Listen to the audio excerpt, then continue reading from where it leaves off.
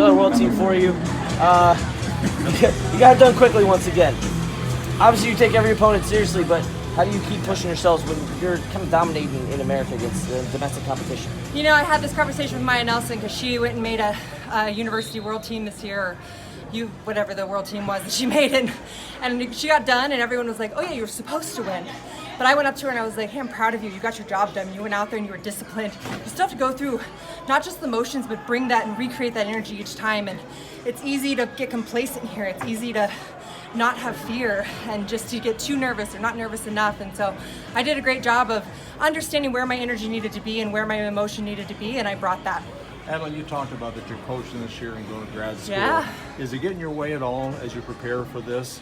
A little bit, and I only take one class every 8 weeks, and I have a great relationship with my professors in my school. And so actually this week I didn't do so well in the homework last week, and I went to my professor and I'm like super overwhelmed. And he's like, "You know what? Let's talk about it on Sunday. You go get your job done and focus on that." And so it's providing that flexibility. I wasn't afraid to ask for help, and I received help when I needed it. So it's about finding that balance and knowing when to speak up. Some would say you have more troubles more offside of the mat than you do on the mat when in this country. Is that what's going on? Is there enough people here to challenge you within this country? Yeah, absolutely. I mean, I think we have a lot of talent and a lot of big, strong women who are working really hard.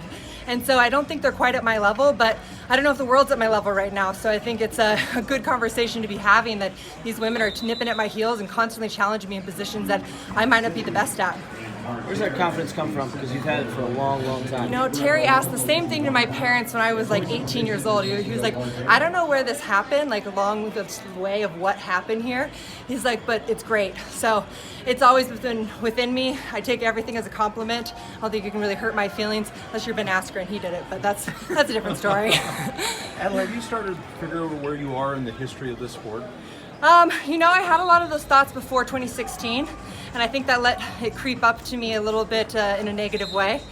Just the fact that some people were saying like, "Hey, you've had a great career. It's awesome what you've done. You're already written in the history books," kind of thing. But I think I pull a lot of inspiration from Jordan's conversation about legacy and about what I want to leave off this USA Wrestling platform and how I can kind of transcend the sport a little bit.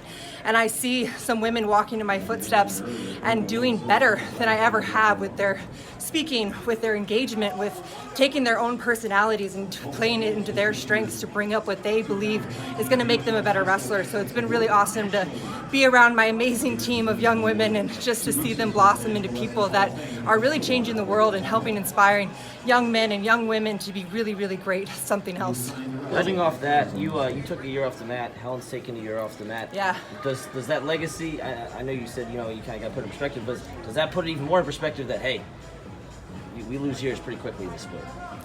You know, I loved my year off. It was great.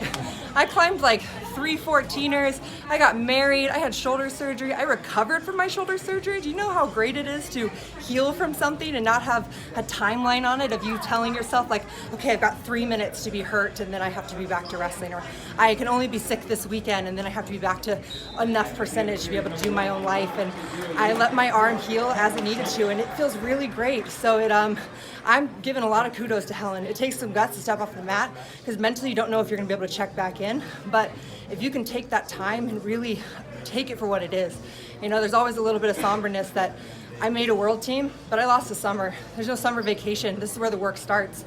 And so it's a little bit of give and take in this sport. What's it like to have a global impact on wrestling? I'm realizing that global impact. It's about those ripples, and it's something that's pretty outstanding. I have a woman who goes to Saudi Arabia pretty often. She told me that I was on TV at the Olympics and got to see me in a dominant fashion as a woman step out onto the mat. And she said, "You don't understand what that meant for those women who were watching that film and what those men got to see that women could do something powerful." And so I don't even think I've scratched the surface of what these women are doing when they have the bravery to step out on this mat and do something amazing. How will you continue that past your wrestling days and continue to be involved in wrestling? I don't know yet. I think wrestling has sunk their teeth in pretty deep that I'm not going to be able to get away. So I might take a year off and kind of like try to kick them away a little bit, but I'm sure I'll be back in some facet. Are there any conversations about Japan? Do you have my water? Japan? Yeah. Japan doesn't really grow women my size, so we do have some talented Japanese women, and we're constantly working with that every single day in the room. Terry has about 6 focus areas that we try to replicate on a weekly basis to get a little bit closer to Japan. Japan did something amazing. They invested in their women before anyone else did, and it's created this gap with them and the rest of the world that's making it very difficult for us to reach. And we're doing everything we can to do that, and we're pushing USA Wrestling, and organizations like Wrestle Like a Girl are trying to make it so that we have the funds that we need to do what we need to get done, and so that we can close that gap a little bit. But it's tough, you know? This is 5 to 10 years of investment that Japan recognized that women could be dominant at this sport, that they could control an Olympic sport, and they are now have this garden of amazing athletes that are really, really great. They're amazing at what they do. They are just technicians out on the mat, and it's challenging for us to kind of reach that gap, but I'm just glad they don't grow as tall as me. Thank you. Congrats.